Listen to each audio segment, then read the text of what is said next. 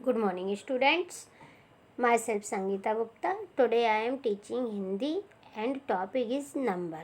Number means वचन। बच्चों, आज मैं आपको समझाने वाली हूँ वचन क्या होते हैं। शब्द के जिस रूप से एक या अनेक का बोध होता है उसे वचन कहते हैं। शब्द के जिस रूप से एक या अनेक होने का बोध होता है उसे वचन कहते हैं। जैसे कोई भी शब्द हम जब रीड करते हैं, पढ़ते हैं या देखते हैं तो हमें उसको देख के पता चलता है बच्चों कि ये एक वचन है या बहुवचन है, तो वह वचन कहलाता है। निम्नलिखित चित्रों को ध्यान से देखिए। यहाँ पे कुछ पिक्चर्स दिए हुए हैं, इनको सबको ध्यान से देखना है और पढ़ना है, समझना है कि ये पिक्चर्स में क्या है। अब देखिए यहाँ पे ये फर्स्ट पिक्चर में तितली है, यह तितली है। उसके नीचे क्या लिखा है? यह तितली है। और सेकंड पिक्चर में भी तितलियां हैं, लेकिन एक तितली नहीं, यहाँ बहुत सारी तितलियां हैं, तो एक तितलियां हैं। यहाँ क्या लिखा हुआ है? एक तितलियां हैं। तो यहाँ पे एक तितली है इसलिए तितली है, और यहाँ पे बहुत सारी तितलियां हैं इसलिए यहाँ लिखा है कि ये तितलियां हैं। तो बच्चों, इसमें आपको देखते ही स्पष्ट समझ में आ रहा होगा कि यहाँ पे वन है मतलब एक वचन, और यहाँ पे बहुत सारी तितलियां हैं मतलब बहुवचन। चलिए नेक्स्ट देखते हैं। यह कुर्सी है।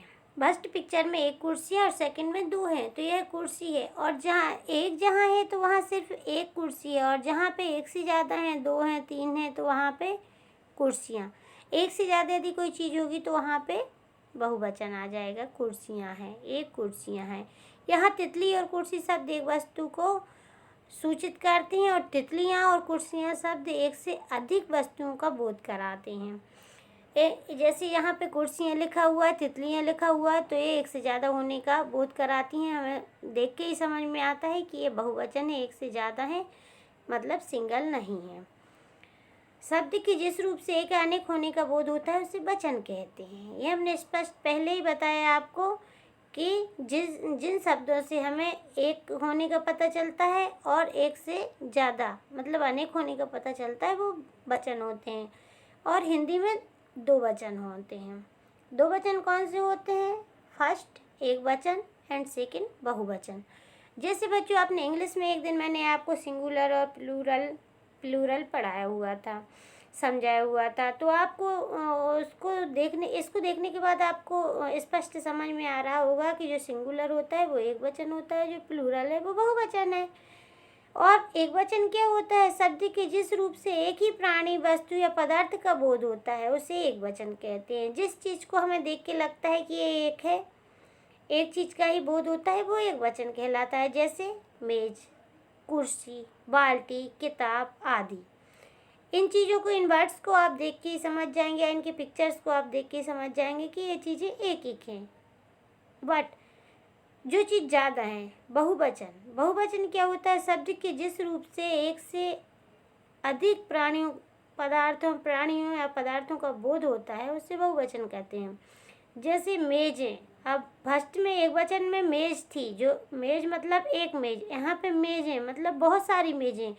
फर्स्ट एक वचन में कुर्सी थी, लेकिन यहाँ कुर्सियाँ हैं मतलब एक से ज़्यादा हैं, दो भी हो सकती हैं, तीन भी हो सकती हैं, चार भी हो सकती हैं, 10 भी हो सकती हैं।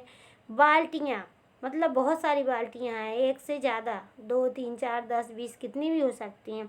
किताबें कितनी भी हो सकती हैं। तो ये हैं बच्चों बहुवचन। तो आई थिंक आपको एक वचन और बहुवचन अच्छे से समझ आ गया होगा। सिंगुलर और प्लूरल को ही एक वचन और बहुवचन बोला जाता है।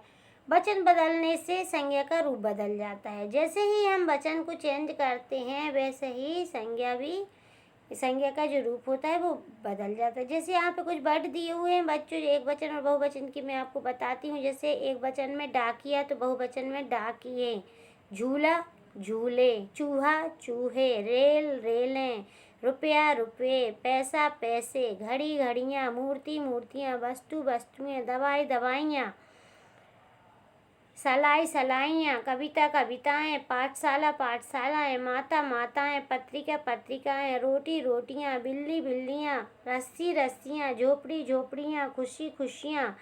डाल डालें, दुकान दुकानें, बंदूक बंदूकें, चिंता चिंताएं, प्रतिभा प्रतिभाएं, भाषा भाषाएं, तिनका तिनके, बगीचा बगीचे, कुर्सी कुर्सियाँ, किरण किरणें। ऐसे ही एक और टेबल दिया हुआ है, उसमें भी बहुत सारे सिंगुलर प्लूरल वर्ड दिए हुए हैं, जैसे तोता तोते, रात रातें, मेला मेले। तो आई थिंक बच्चों आपको इनको वर्ड्स को देखकर ही समझ आता होगा। पिक्चर्स में भी मैंने आपको समझाया, इनको आप देख के अच्छे से समझ सकते हैं कि जो एक होता है वो सिंगुलर होता है, एक वचन होता है, और जो एक से ज़्यादा होता है वो बहुवचन होता है, जो जिसको हम इंग्लिश में प्लूरल बोलते हैं। तो बच्चों आप इन शब्दों को देख के अच्छे से पढ़ सकते हैं, रीड कर सकते हैं, लर्न कर सकते हैं और समझ सकते हैं कि सिंगुलर और प्लूरल क्या होता है। Okay students, thank you.